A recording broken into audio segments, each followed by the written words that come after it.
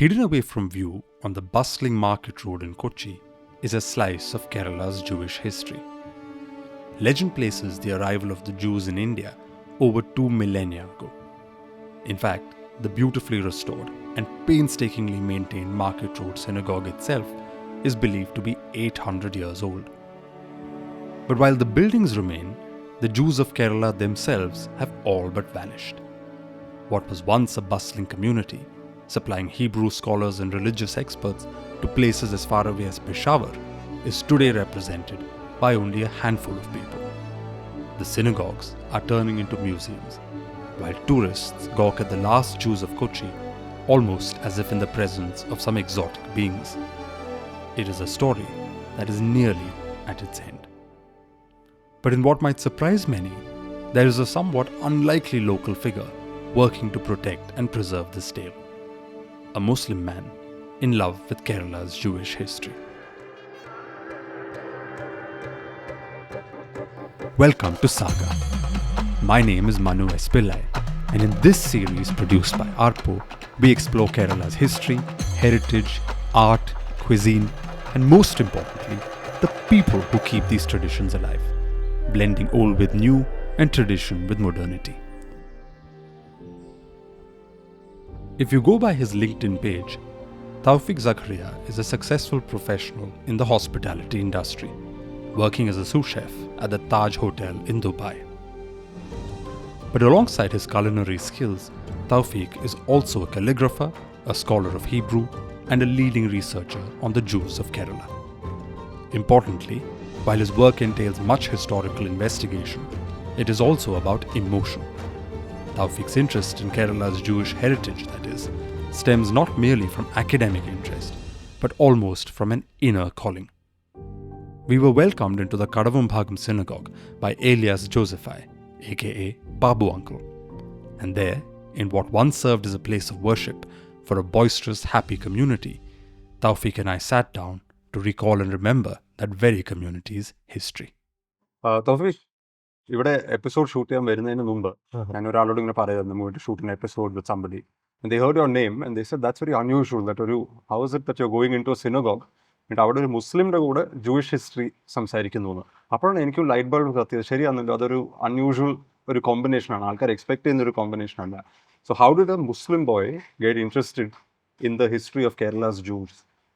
ഞാൻ LKG അല്ലെങ്കിൽ lower primary സ്കൂളിൽ പഠിക്കുന്ന ടൈമിലാണ് ആദ്യമായിട്ട് ഇങ്ങനെ ഒരു ജ്യൂ ടൗൺ എന്നൊക്കെ ഉണ്ടെന്ന് അറിയുന്നത് തന്നെ കൊച്ചിയിൽ.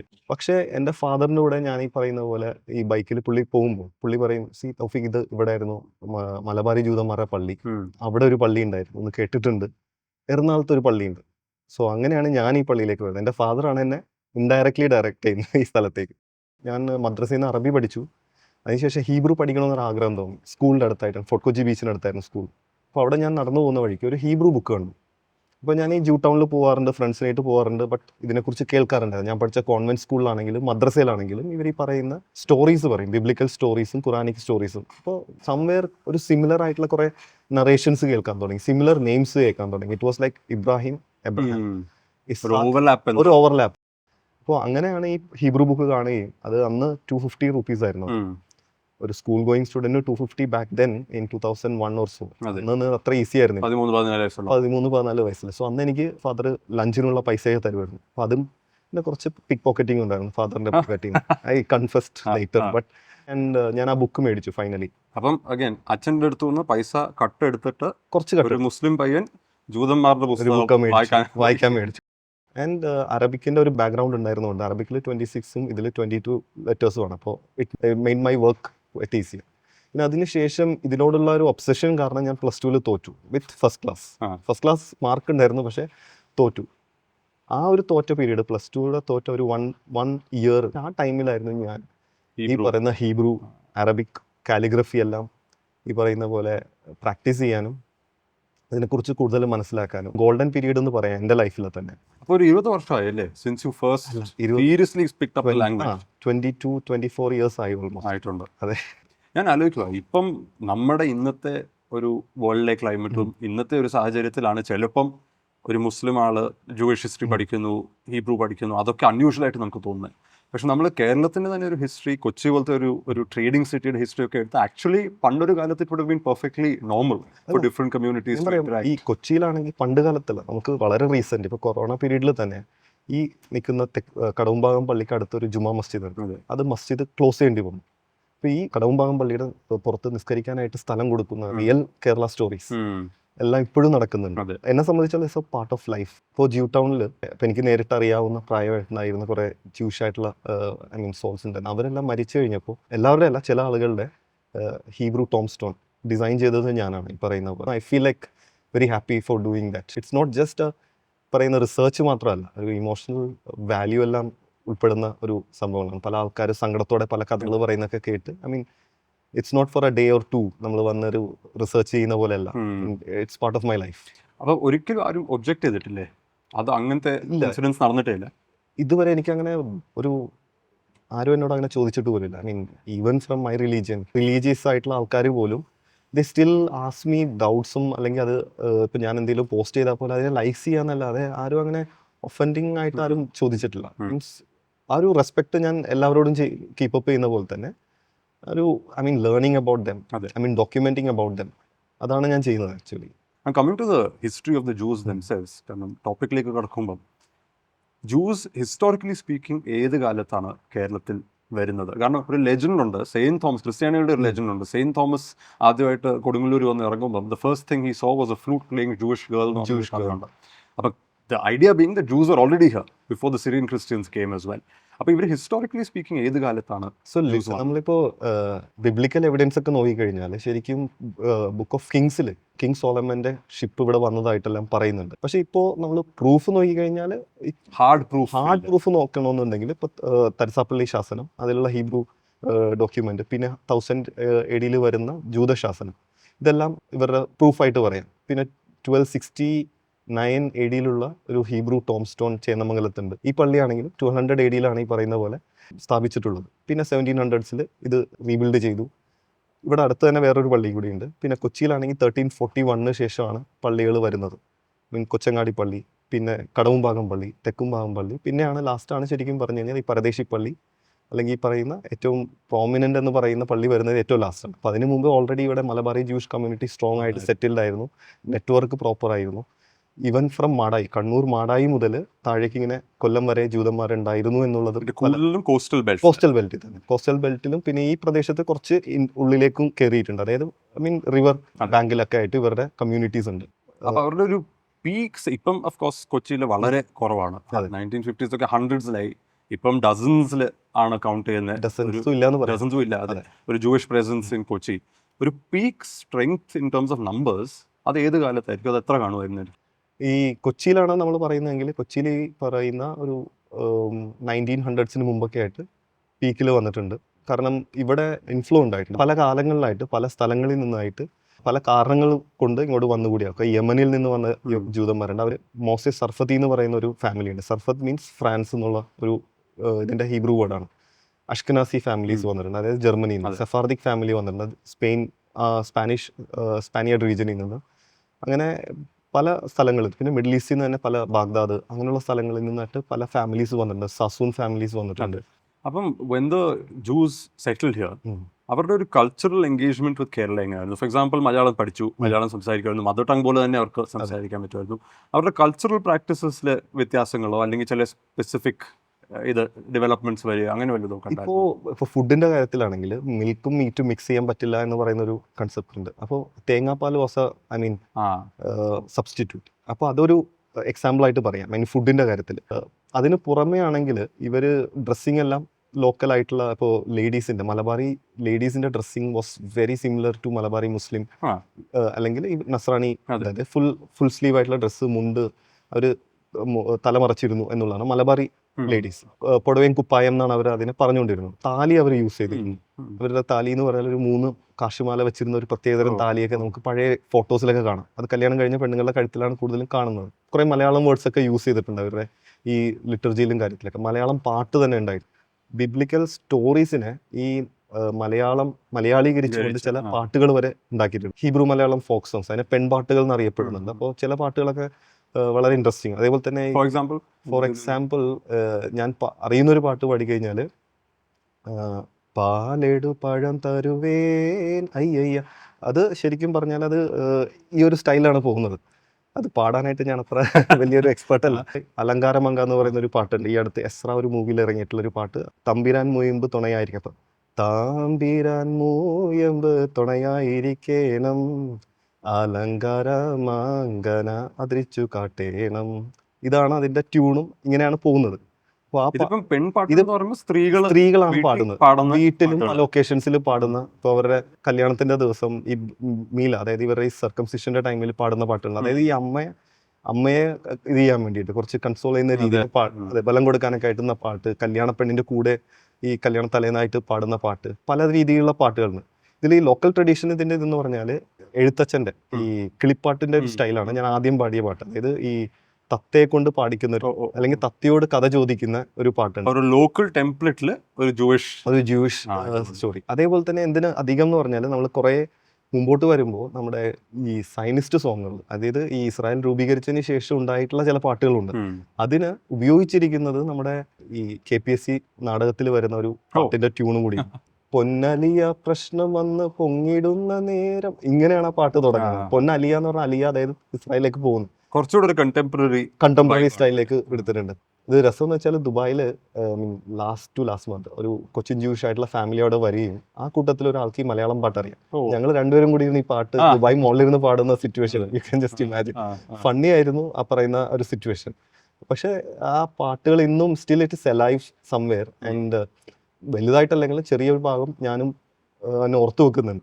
കച്ചവടത്തില് സ്പെസിഫിക് ഏരിയാസ് അല്ലെങ്കിൽ specific commodities the Jewish communities, പ്രത്യേകിച്ച് എണ്ണയോ അങ്ങനെ ചേർത്തലയിലുള്ള യഹൂദന്മാര് എണ്ണയായിരുന്നു അവരുടെ ട്രേഡ്. പിന്നെ അതേപോലെ തന്നെ ഇവിടെ നിന്നുള്ളവർക്ക് കോഴി, അതേപോലെ തന്നെ ചെറിയ ചെറിയ ട്രേഡും കാര്യങ്ങളും നടത്തിയിരുന്നത്. പിന്നെ സ്പൈസ് ഉള്ള കാര്യങ്ങൾ ഉണ്ടായിരുന്നു, ഷിപ്പ് ബിൽഡിംഗ് ഉണ്ടായിരുന്നു. കമോഡിറ്റീസ് എല്ലാം ഇവിടെ ഉള്ള ലോക്കൽ ഇത് തന്നെയാണ്, അവരത് എക്സ്പോർട്ട് ചെയ്തു. അതേപോലെ തന്നെ ഈ ലാംഗ്വേജിന്റെ ഒരു ബെനിഫിറ്റ് ഒക്കെ ഉള്ളതുകൊണ്ട്, ഐ മീൻ ഇപ്പോൾ നമ്മൾ വിചാരിക്കുന്ന പോലെ ജൂയിഷ് കമ്മ്യൂണിറ്റി ആണെങ്കിൽ അറബി അവർ സംസാരിച്ചിരുന്നു. ആ ടൈമിൽ അറബ് ലാംഗ്വേജ് ഈ പറയുന്ന വേൾഡ് ട്രേഡിൽ വളരെ ഇമ്പോർട്ടൻ്റ് ആയിരുന്നു. അറബ് ജ്യൂസ് ആയിട്ടുള്ള ആൾക്കാർ, അതായത് ബഗ്ദാദിൽ നിന്ന് അറബ് സംസാരിച്ചിരുന്നു എന്നുള്ള ഡോക്യുമെന്റ്സ് കാണാം. സ്പെയിനിലേക്ക് 12th century ഈ പറയുന്ന സ്ഥലത്ത് നിന്ന് ഓയിൽ പോയതായിട്ട് പറയുന്നു, I mean first quality oils. പിന്നെ റീസെന്റ് 100 years മുമ്പ് വരെ UK വരെ പോയിരുന്നു. And what is coconut oil doing in UK എന്ന് പറയുമ്പോൾ വി ഹാവ് നോ ആൻസർ. പക്ഷേ the trade was very much alive there. Coming back to the language thing, I have a question. ഇപ്പം ഒരു average Jewish ഫാമിലിയിൽ എല്ലാവരും Hebrew പഠിക്കുമോ അതോ കൂടുതലും മലയാളം തന്നെയാണ്? എന്നിട്ട് ഇപ്പം കുറച്ചുകൂടെ റിലീജിയസ് കാര്യങ്ങൾ നോക്കുന്നവർ മാത്രമാണോ ഹീബ്രു പഠിക്കുന്നത്? അല്ലെങ്കിൽ ആ ഹീബ്രു വേഴ്സസ് മലയാളം എന്നുള്ള ആ ഒരു അവരുടെ ലാംഗ്വേജ്, ഐ മീൻ ഡെയിലി ഇതിൽ യൂസ് ചെയ്യുന്ന വെർനാക്കുലർ ആയിട്ടുള്ള മലയാളം ലാംഗ്വേജ് ആണ് യൂസ് ചെയ്യുന്നത്. പിന്നെ ജൂയിഷ് മലയാളം, ഇവരുടെ ജൂത മലയാളത്തിന് അവരുടേതായിട്ടുള്ള കുറെ ഹീബ്രു വേർഡ്സ് യൂസ് ചെയ്യുന്നത്. അറബി മലയാളം ഞാൻ കേട്ടിട്ടുള്ള ഒരു ഇതെന്ന് പറഞ്ഞാൽ മരിച്ചുപോയതിനെ ശലോമായി, പിന്നെ ബർക്കത്ത് ഉണ്ടാവട്ടെ, അല്ലെങ്കിൽ ബർക്കത്ത് എന്ന് പറയുന്ന ഒരു വേർഡ് ഈ മുസ്ലിംസ് യൂസ് ചെയ്യുന്ന പോലെ തന്നെ അവർ യൂസ് ചെയ്തിരുന്നു. പിന്നെ കുറെ വേർഡ്സ് അവരുടെ ഇടയിൽ കാണാൻ സാധിക്കുന്നുണ്ട് ഹീബ്രുവിൽ ഉള്ളത്. പിന്നെ ഹീബ്രു ലിറ്റർജി ലാംഗ്വേജ് ആയിട്ട് തന്നെയാണ് ഉണ്ടായിരുന്നത്. പിന്നെ സ്കോളേഴ്സ് ഉണ്ടായിരുന്നു കുറേ ആൾക്കാർ, ചില ആൾക്കാർ എക്സ്പേർട്സ് ആയിട്ടുണ്ട്. ഐ മീൻ ഹീബ്രു സംസാരിക്കാനും സംവാദം നടത്താൻ പോലും അത്രയ്ക്ക് എക്സ്പേർട്ട് ആയിട്ടുള്ള കമീൻസ് കേരളത്തിലും കൊച്ചിയിലും ഉണ്ടായിട്ടുണ്ട്. ഈ പ്രത്യേകിച്ച് പറവൂർ അല്ലെങ്കിൽ ഈ കമ്മ്യൂണിറ്റീസിലൊക്കെ ആ മൊയ്ലിയാർ എന്നുള്ള വാക്ക് ഉപയോഗിച്ചിരുന്നു. അപ്പം ഞാൻ വിചാരിച്ചത് ഒരു ജസ്റ്റ് എവിടെന്നെങ്കിലും കട എടുത്തിട്ടുള്ള വാക്കാണ്. അങ്ങനെയല്ല, ഹിൽ പാലസിലുള്ള ഒരു തോറ കേസ് ഉണ്ട്. തോറ അവരുടെ വേദഗ്രന്ഥത്തിന്റെ ഒരു കേസ് ഉണ്ട്. ആ കേസിന്റെ ഉള്ളിൽ ഈ ഹീബ്രുവിൽ തന്നെ മൊയ്ലിയാർ എന്ന് എഴുതിയിട്ടുള്ള ഒരു ഇൻസ്ക്രിപ്ഷൻ ഞാൻ ഈ അടുത്ത് കാണുന്നുണ്ട്. ഏത് കാലത്തെയാണ്? അത് 1900s തന്നെ, ഏർലി 1900s. പക്ഷെ ആ വേർഡ് യൂസ് ചെയ്തിരുന്നു എന്നുള്ളതാണ്. ഇപ്പം നമ്മൾ മുസ്ലിം കമ്മ്യൂണിറ്റിയിൽ യൂസ് ചെയ്യുന്ന പോലെ മൊയ്ലിയാർ എന്നുള്ള വാക്ക്, അല്ലെങ്കിൽ മുസ്ലിയാർ എന്നാണ് അവർ യൂസ് ചെയ്യുന്നത്. ഇവിടെ മൊയ്ലിയാർ എന്നാണ് പറഞ്ഞുകൊണ്ടിരുന്നത്. ഹീബ്രു ടീച്ചേഴ്സിനെ മൊയ്ലിയാർ എന്നാണ് പറഞ്ഞുകൊണ്ടിരുന്നത്. ഇപ്പോൾ ഒരു കറാച്ചി മൂത്ത എന്ന് പറയുന്ന ഒരു സംഭവം കേട്ടിട്ടുണ്ടോ എന്നറിയില്ല. അതായത് നമ്മുടെ ഒരു ഇതായിരുന്നു, എറണാകുളത്ത് തന്നെയുള്ളൊരു ജൂതനായിരുന്നു എൻ്റെ ഓർമ്മ. ഇദ്ദേഹം കറാച്ചിയിൽ പോയിട്ട് അവിടെയുള്ള ജൂയിഷ് സിനഗോഗിൽ മെഗൻ ദാവിദ് എന്നാണ് തോന്നുന്നു ആ സിനഗോഗിൻ്റെ പേര്, റബ്ബായി ആയിട്ട് നിന്നിരുന്നു. അദ്ദേഹത്തിന് കറാച്ചി മൂത്ത എന്നാണ് അറിയപ്പെടുന്നത്. ഇദ്ദേഹത്തിൻ്റെ ഫാമിലി മെമ്പേഴ്സ് എല്ലാം ഇപ്പോൾ ഇസ്രായേലിലുണ്ട്. ഇദ്ദേഹത്തിൻ്റെ ഫോട്ടോ കാര്യങ്ങൾ ഇപ്പോൾ നമ്മൾ ഗൂഗിൾ ചെയ്ത് കഴിഞ്ഞാൽ പാകിസ്ഥാനി ജ്യൂസ് എന്ന് പറഞ്ഞിട്ട് ഗൂഗിൾ ചെയ്ത് കഴിഞ്ഞാൽ ഫസ്റ്റ് വരുന്ന 2 ഫോട്ടോസ് ഉണ്ട്, ഇദ്ദേഹത്തിനെയാണ്. And it is surprising that അത് മലയാളി ആയിട്ടുള്ള മലബാറി ജൂതന്റെ ഫോട്ടോ ആണ്. പെഷാവറിൽ ഇവരുടെ സിനഗോഗിൽ പറയുന്ന പോലെ തന്നെ മലബാറി ജൂത ആയിട്ടുള്ള ആൾക്കാരാണ്. അഹമ്മദാബാദിലുള്ള സിനഗോഗിൽ ചേന്നമംഗലത്ത് നിന്ന് പോയിട്ടുള്ള ഒരു ജൂതൻ ബോംബെയിലുള്ള ഇതിൽ ഷൊക്കേത്തായിട്ട് ഇതായിരുന്നു. സോ ലേൺഡ് ആയിട്ടുള്ള ജൂഷ് കമ്മ്യൂണിറ്റി എന്ന് പറഞ്ഞ ഒരു പരിധി വരെ എനിക്ക് തോന്നുന്നു ഈ പറയുന്ന മലബാറി ജൂഷ് കമ്മ്യൂണിറ്റി ഓഫ് കേരള ഒരു ഹബ്ബായിരുന്നു. ഒരു ഹബ്ബായിരുന്നു. ഇവർ പല കമ്മ്യൂണിറ്റി കൊൽക്കത്തയിലായാലും ബോംബെയിലായാലും പാകിസ്ഥാനിലൊക്കെ ആയിട്ടുള്ള ഇവിടെ നിന്നുള്ള ആൾക്കാരായിരുന്നു അവിടെ പോയിട്ടുണ്ടായിരുന്നു. പിന്നെ ഇതിന്റെ ഒരു റിലീജിയസ് ആർക്കിടെക്ചർ ഇപ്പൊ കൊച്ചിയിൽ എത്ര സിനഗോഗ്സ് ഉണ്ട്, ഇൻക്ലൂഡിംഗ് ചേന്ദമംഗലത്തുണ്ട്, പറവൂരുണ്ട്, അങ്ങനെ ടോട്ടൽ എത്ര സിനഗോഗ്സ്? ഇപ്പോൾ കൊച്ചി മട്ടാഞ്ചേരിയിൽ 4 സിനഗോഗ് ഉണ്ടായിരുന്നു. ഇപ്പൊ ഇല്ല. അത് കൊച്ചങ്ങാടി, കടവുംഭാഗം, തെക്കുംഭാഗം, പരദേശി. എറണാകുളത്ത് 2 ഉണ്ട്. ഇപ്പോൾ ഇത് കടവുംഭാഗം, അപ്പുറത്തൊരു തെക്കുംഭാഗം. പിന്നെ മാളയിൽ ഒന്നുണ്ട്, പറവൂർ ഒന്നുണ്ട്, പിന്നെ ചേന്നമംഗലത്ത് ഒന്നുണ്ട്. ഇതിന് പുറമെ സൗദിയിലൊരു സിനഗോഗ് ഉണ്ട്. സൗദി എന്ന് പറഞ്ഞാൽ ഇവിടെ ഫോർട്ട് കൊച്ചി നമ്മുടെ ബീച്ച് സൈഡിൽ നിന്ന് നേരെ പോകുമ്പോൾ ഒരു സ്ഥലത്തിന്റെ പേരാണ് സൗദി. നമ്മൾ സൗദി അറേബ്യ അല്ല, തിരുത്തൂർ എന്ന് പറയുന്ന സ്ഥലത്ത് പൈപ്പിലുണ്ടായിരുന്നു. ഇതേപോലെ തന്നെ ഫോർട്ട് കൊച്ചിയിൽ ഒരു വീടുണ്ട്, ഇപ്പോഴും ആ ബിൽഡിംഗ് ഉണ്ട് അവിടെ. മറ്റുള്ള ഈ സൗദിയിലുള്ള സിനഗോഗും ഇസ് നോ മോർ എക്സിസ്റ്റിംഗ്. തിരുത്തൂറുള്ള സിനഗോഗും നോ മോർ എക്സിസ്റ്റിംഗ്. ചേർത്തലയിലൊരു സിനഗോഗ് ഉണ്ട്. അഗൈൻ അതും നമുക്ക് കണ്ടെടുക്കാൻ കഴിയാത്ത നശിഞ്ഞുപോയി. അപ്പോൾ ലെറ്റ്സ് സേ ഒരു ഡസൻ സിനഗോഗ്സ്. പിന്നെ മാടായിൽ ഉണ്ടായിരുന്നു, കോഴിക്കോട് ഉണ്ടായിരുന്നു, പിന്നെ പല ഭാഗത്തായിട്ടും ഇങ്ങനെ ജൂഷ് ചാലിയത്ത് ഉണ്ടായിരുന്നു, കാപ്പാട് പറയുന്ന പന്തലായിനി കൊല്ലത്തുണ്ടായിരുന്നു. പക്ഷെ ഇപ്പോൾ സിനഗോഗ് അവിടെ ഉണ്ടോന്ന് വെച്ചാൽ ഇല്ല. അപ്പോൾ മൊത്തം 4, 3, 7 സിനഗോഗാണ് ഇപ്പോൾ കറന്റ്ലി ഉണ്ട് എന്ന് പറയാവുന്ന സർവൈവിങ് സ്ട്രക്ചേഴ്സ്. പക്ഷെ അതിനേക്കാൾ കൂടുതൽ ഉണ്ടായിരുന്നു എന്നുള്ളതാണ് ഹിസ്റ്റോറിക്കൽ എവിഡൻസസ് പറയുന്നത്. Having learnt about the synagogues that still survive on the outskirts of Kochi, Tawfiq and I spent the afternoon visiting these old structures. Going first to Paravur and then to Chendamangalam, I couldn't help but feel that there was something wistful in their current condition. These buildings get a trickle of visitors, but nothing like the Paradesi Synagogue in Fort Kochi, famous for its VIP tourists, now also drawing heaps of Instagrammers. Early the next morning, in fact, Tawfiq and I reconvened here, and standing before the Paradesi Synagogue, with several social media influencers and wedding shoot parties not far from us, we continued our discussion. Thoufeeq, ഈ നമ്മൾ പൊതുവെ കേൾക്കാറുണ്ട് Jews in കൊച്ചിയെ പറ്റി പറയുമ്പം at least English ബുക്സിലൊക്കെ white Jews and black Jews, അല്ലെങ്കിൽ Malabari Jews which is the black Jews, and these Paradesi Jews. നമ്മളിപ്പോൾ നിൽക്കുന്നത് തന്നെ പരദേശി സിനഗോഗിൻ്റെ ഫ്രണ്ടിലാണ്. ഈ ഒരു ബൈഫർക്കേഷൻ്റെ കാരണം എന്താണ്? ഇവരുടെ ഒറിജിനാണ് അതിന് മെയിനായിട്ട് റീസൺ. പരദേശി ജ്യൂസ് ഓർ അവരെ വൈറ്റ് ജ്യൂസ് എന്നാണ് ക്ലാസിഫൈ ചെയ്ത് പറഞ്ഞിട്ടുള്ളത്. And the other one is I would prefer calling the Malabari Jews, not black Jews. So Paradesi ജ്യൂസിൻ്റെ ഒരു 15 അല്ലെങ്കിൽ 1400s ശേഷമുള്ള വരവും ബാക്കിയുള്ള ആൾക്കാർ അതിന് മുമ്പ് ഉണ്ടായിരുന്നിട്ടുള്ള കുറച്ച് ഇൻഡിജീനിയസ് ഇത് ബ്ലഡ് മിക്സ് ആയിട്ടുള്ളതെന്ന് പറയാൻ വേണമെങ്കിൽ ബേസിക്കലി മിഡിൽ ഈസ്റ്റേൺ അല്ലെങ്കിൽ അങ്ങനെയുള്ള കമ്മ്യൂണിറ്റീസിൽ നിന്ന് മലബാറി കമ്മ്യൂണിറ്റീസിലേക്ക് അസിമുലേറ്റ് ആയിട്ടുണ്ട്. സ്പെഷ്യലി ഫ്രം യമൻ, അങ്ങനെയുള്ള അറബിക് അല്ലെങ്കിൽ മിഡിൽ ഈസ്റ്റേൺ കൺട്രീസിൽ നിന്ന്.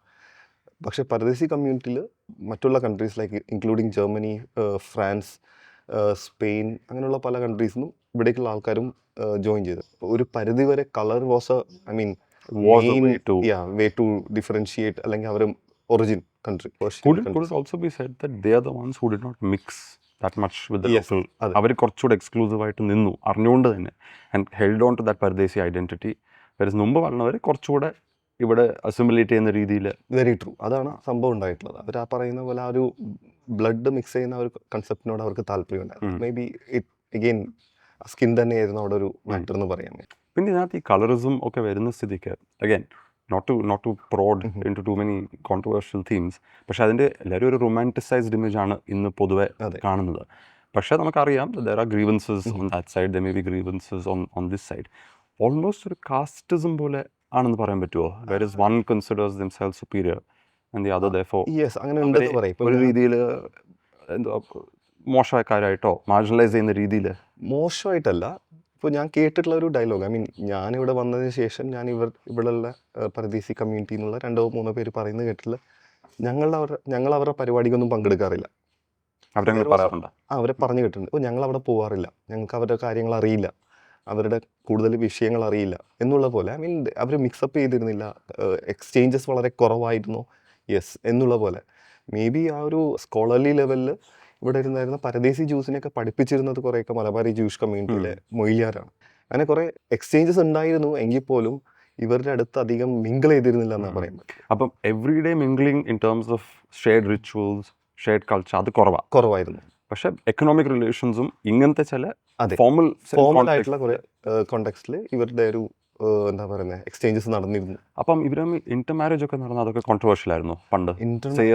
വൈറ്റ് ജൂ ലേഡി മാരീസ് എ ബ്ലാക്ക് ജൂ ആൻഡ് അത് നടന്നിരുന്നില്ല എന്നാണ് ആദ്യം. പിന്നെ അത് കോൺട്രവേഴ്ഷ്യൽ ആയിട്ട് ഇതുപോലെ മിക്സ് മാരേജസ് പിന്നീട് നടന്നിട്ടുണ്ട് ഈ കമ്മ്യൂണിറ്റി ഷ്രിങ്ക് ആയി തുടങ്ങിയപ്പം. അതെ. എന്നിട്ട് ഇസ്രയേലിലേക്ക് പിന്നെ കോഴ്സ് ലാസ്റ്റ് 50 years 60 years പോയവരുണ്ടല്ലോ. അതിൽ can you say that the white Jews were more predominant അവിടെ പോകാൻ, അതോ മലബാറി ജൂസും അതുപോലെ തന്നെ പോയിട്ടുണ്ടോ? ഫസ്റ്റ് ഇവിടെ നിന്ന് പോകുന്ന ഗ്രൂപ്പ് അല്ലെങ്കിൽ ഏറ്റവും കൂടുതലായിട്ട് മാസ് ആയിട്ടുള്ള ഒരു ഇമിഗ്രേഷൻ നടക്കുന്നത് ഈ പറയുന്ന മലബാറി ജ്യൂസിൻ്റെ അടുത്തുനിന്നാണ്. വൈറ്റ് ജ്യൂസ് ലേറ്റ് ഗോവേഴ്സ് അല്ലെങ്കിൽ പിന്നീട് ലേറ്റ് ആയിട്ടാണ്, ഏതാണ്ട് 30-40 years മുമ്പ് വരെ ഇവിടെ ഉണ്ടായിരുന്നു. ഒരു പ്രോമിനൻസ് ഉള്ളതുകൊണ്ട് അവരുടനെ പോയില്ല, പോകാൻ പറ്റിയില്ല എന്ന് പറയാൻ വേണമെങ്കിൽ. അവർക്ക് അവരുടെ ലാൻഡ് കൺവേർട്ടിങ് ടു മണി അത് ഇഷ്യൂ ആയിരുന്നു. ഐ മീൻ ഓൺ റിയലിസ്റ്റിക് ആയിട്ട് പറയുകയാണെങ്കിൽ ഒരുപാടുണ്ടായിരുന്നു. ആക്ച്വലി 1000 acres ഓഫ് ലാൻഡ് ഇവിടെ നമ്മുടെ ചേർത്തല ഭാഗത്ത് അവർക്ക് അവരുടെ കയ്യിലുണ്ടായിരുന്നു.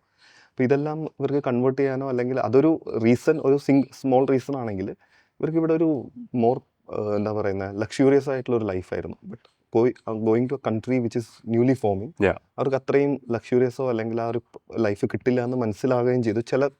ചില ആൾക്കാർ ഇവിടെ സ്റ്റേ ബാക്ക് ചെയ്തു.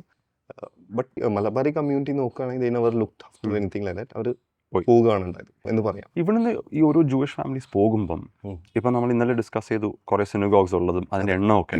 ഈ സിനഗോഗ്സിന് എന്താണ് പറ്റുന്നത്? വെൻ ദ കമ്മ്യൂണിറ്റി സ്റ്റാർട്ട്സ് എമിഗ്രേറ്റിംഗ് എൽസ്വേ, പിന്നെ അവരുടെ പ്രൈവറ്റ് പ്രോപ്പർട്ടി ഇതൊക്കെ വിറ്റിട്ട് പോകണോ, പൂട്ടിട്ടിട്ട് പോകണോ, അതോ ചുമ്മാ അങ്ങ് ഉപേക്ഷിച്ചിട്ട് പോകണോ? എന്താണ്? ഇവിടെ എല്ലാം വിറ്റിട്ട് തന്നെയാണ് പോയിട്ടുള്ളത് മിക്കതും. പിന്നെ ഒന്ന് കടമുമ്പാകം സിനഗോഗ്, ഈ സ്ട്രീറ്റിൻ്റെ എൻഡിലുള്ള സിനഗോഗ്, അതൊരു പവർ ഓഫ് അറ്റോർണി കൊടുത്തിട്ട് ഒരു ട്രസ്റ്റിൻ്റെ കീഴിലേക്ക് കൊടുത്തിട്ടാണ് പോകുന്നത്. തെക്കുംഭാഗം സിനഗോഗ്സ് നമ്മൾ ഈ വരുന്ന വഴിയിൽ തന്നെ കാണുന്ന ഒരു സിനഗോഗായിരുന്നു. അത് ടോട്ടലി അവർ ഡിസ്മാൻഡിൽ ചെയ്തു എന്ന് പറയാൻ വേണമെങ്കിൽ. I mean piece by piece dismantle ചെയ്ത് ഒരു ഓപ്പൺ ഗ്രൗണ്ട് പോലെ ആക്കിയതിന് ശേഷമാണ് അവർ പോകുന്നത് ഫോർ വേരിയസ് റീസൺസ്. അപ്പോൾ ഇതിൻ്റെ പുറകിൽ ഒരു കോൺട്രവേഴ്ഷ്യൽ സ്റ്റോറീസും പറയുന്നുണ്ട്. ഇവിടെ ഒരു സെമിട്രി ഉണ്ടായിരുന്നു, അതിന് വലിയ പറമ്പ് എന്നാണ് പറയുന്നത്. ഇപ്പോൾ അതിൻ്റെ പേര് ചക്കമാടം. അവിടെ ഒരു ജൂയിഷ് സേജിൻ്റെ ടോംബെല്ലാം ഇപ്പോഴും ഉണ്ട്.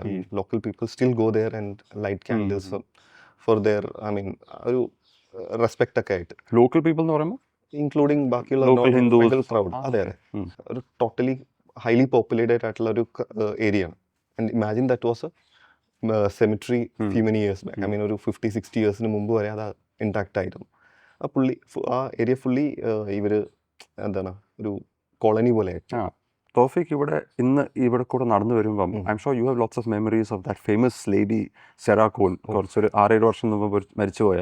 കാരണം അവർ ഒരു ഘട്ടമായപ്പോഴേക്കും ഷി വാസ് 96 ഐ തിങ്ക് മരിച്ചപ്പം. 97 ആകുന്നതിന് 4 ദിവസം മുന്നേ. അത് തന്നെ, just under 97 years old when she passed away.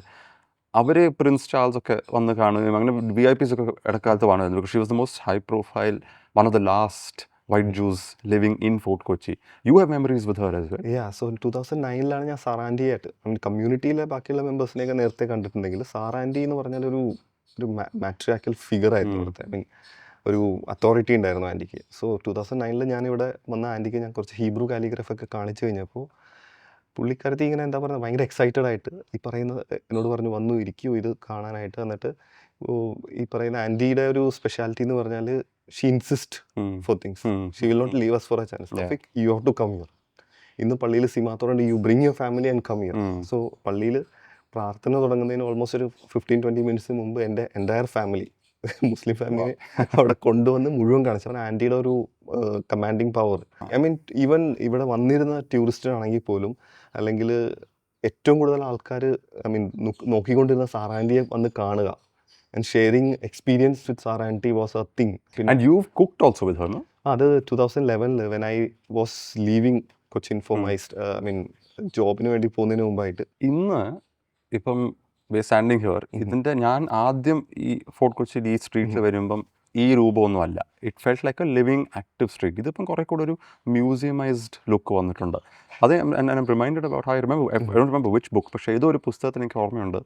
ഈ ജൂസിൻ്റെ എണ്ണം കുറഞ്ഞു വരുന്നു. ഒന്ന്, ചിലവർക്ക് കുട്ടികളില്ല, അല്ലെങ്കിൽ മൈഗ്രേറ്റ് ചെയ്ത് പോകുന്നു, അന്യനാടുകളിലേക്ക് പോകുന്നു, ഇസ്രായേലിലേക്ക് പോകുന്നു. എന്നാൽ ആ ബുക്കിനകത്ത് ഒരാൾ, ആ ബുക്ക് എഴുതിയ ആളോട് പറയുന്നുണ്ട്, ഞങ്ങൾക്ക് ചിലപ്പോൾ ഇത് ഇറിറ്റേറ്റിംഗ് ആണ്, കാരണം ഇപ്പം ടൂറിസ്റ്റ് ഇവിടെ വരുന്നത് ഞങ്ങളൊരു ലിവിങ് കമ്മ്യൂണിറ്റി ആയിട്ട് കാണാനില്ല. ചില സൂവിലൊക്കെ ചില വിചിത്ര ജീവികളെ വെക്കുന്ന പോലെ ഞങ്ങളെ കണ്ടിങ്ങനെ വന്ന് കഥവിക്കൂടൊക്കെ ഇങ്ങനെ എത്തി നോക്കി ഈ 500 Jews എന്നുള്ള അവർക്ക് തന്നെ ഒരു അവയർനെസ് ഉണ്ടായിരുന്നു that we are the last of this line. So when a community dies out and vanishes from a place, and ഈ സിനഗോഗ്സ് തന്നെ ഓൾമോസ്റ്റ് ഒരു പ്ലേസ് ഓഫ് വർഷിപ്പിൽ നിന്ന് മാറി ഒരു മ്യൂസിയം രൂപത്തിലേക്ക് തന്നെ ഓൾമോസ്റ്റ് വരുമ്പം how do you look at that? Because it's almost the end of history as far as this of this particular chapter of history. When you tell, I got goosebumps actually. അങ്ങനത്തെ ഒരു time, കാരണം while you were explaining I was just traveling from my first day today in ഒരു few secondsനുള്ളിൽ തന്നെ. അതൊരു വല്ലാത്തൊരു emotional ആയിട്ടുള്ള കാര്യമാണ്. I mean, even though I don't belong to this community, I have seen how this place was. ഞാനൊരു ഒരു കുട്ടിയായിരിക്കുമ്പോൾ തന്നെ കണ്ടിട്ടുണ്ട് ഈ വഴി. So it was more like a living place. Now it is more of a Instagrammable ഒരു ഇതായിട്ട് മാറി. Wedding shoots ആയിരിക്കും ഇവിടുത്തെ മെയിൻ മോർണിംഗ് റുട്ടീൻ. പിന്നീട് അതിനുശേഷം ഓരോന്നോരോന്നായിട്ട് ഇങ്ങനെ ഓവർ ക്രൗഡഡ് ആയിട്ടുള്ള ഒരു സ്ഥലമായിട്ട് മാറും. ഈവൻ എനിക്ക് ഇവിടെ വന്ന് ആ ഒരു എന്താ പറയുന്ന ഒരു ഫീല് പോലും കിട്ടുന്നില്ല എന്ന് പറയുന്ന രീതിയിൽ തന്നെ. Recently I uploaded a photo of Jew Town, of video. Sadly I am getting some messages, അതായത് it's no more our Jew Town. I mean, ആ ഒരു പഴയ ഒരു വൈബ് ഉണ്ടായിരുന്നു.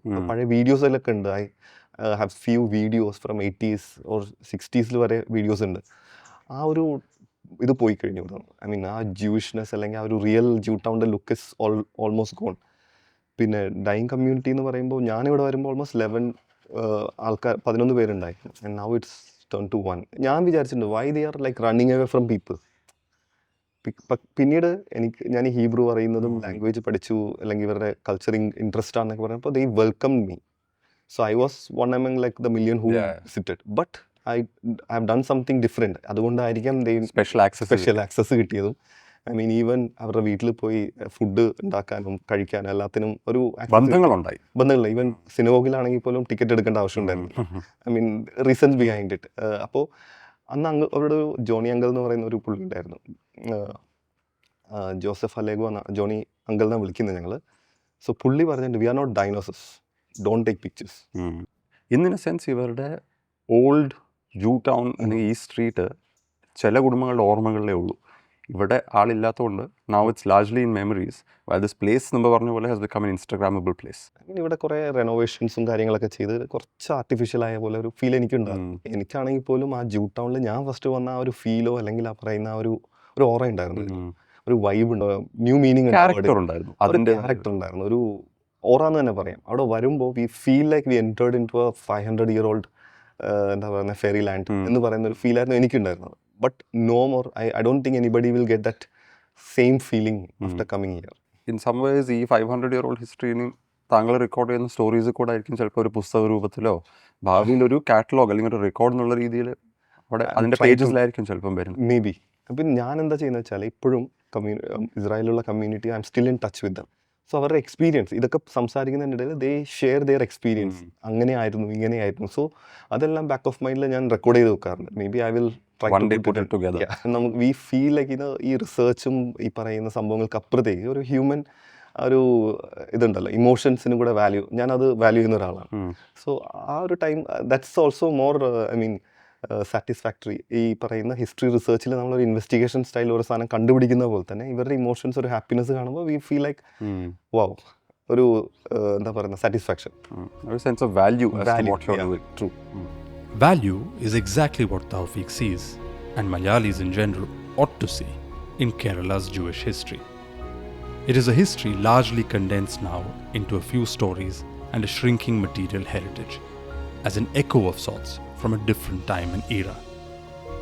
But hopefully, with people like Tawfiq working to protect and preserve as much as possible of these tales and spaces, even if the Jews vanish entirely from Kochi, their heritage will continue to hold its own special place, with an imprint indelible from Kerala's larger history. Thank you for watching this episode. We'll be back with more in the Saga series. I'm Manu S. Pillai, and see you next time.